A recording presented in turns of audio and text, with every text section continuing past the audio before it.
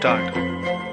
From a reading of the above said rule, it is clear that to pass an order as disciplinary measure, by adopting special procedure in certain cases, Rule 161 itself mandates recording of reasons.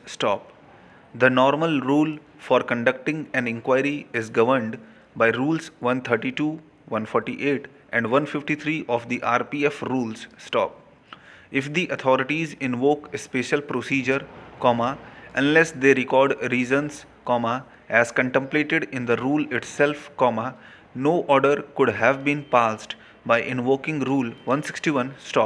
At no point of time, appellants have produced file to show that any reasons are recorded in such file also.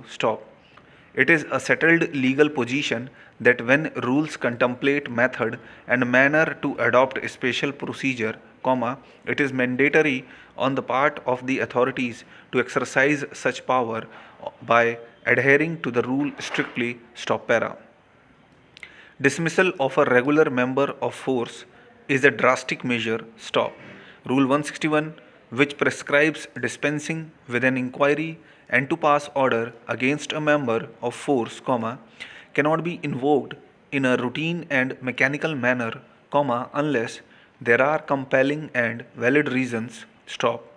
The dismissal order dated 22/10/1998 does not indicate any reason for dispensing with inquiry except stating that the respondent had colluded with the other head constable for theft of non-judicial stamp papers.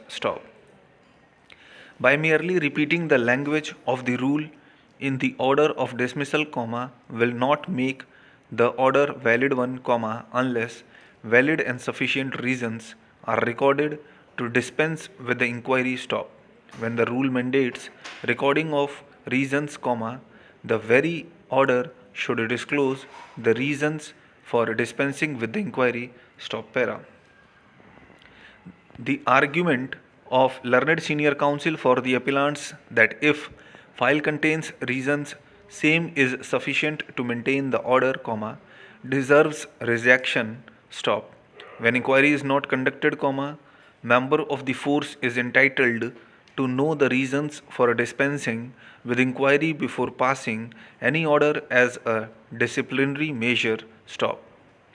The respondent was only a head constable during the relevant point of time, and he was not in powerful position, so as to say that he would have influenced or threatened the witnesses, had the inquiry was conducted.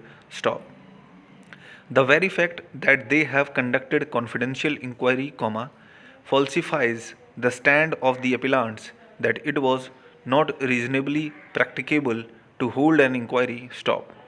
The words "not reasonably practicable" as used in the rule, are to be understood in a manner that in a given situation, ordinary and prudent men should come to conclusion that in such circumstances, it is not practicable.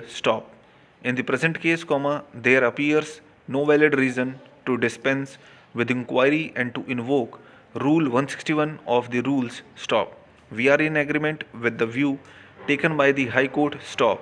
In the case of Sahadev Singh and others versus Union of India and others, this court has held that in the facts and circumstances of the said case, it was not reasonably practicable to hold a fair inquiry, as such, it was held to be justifiable on the facts of the case.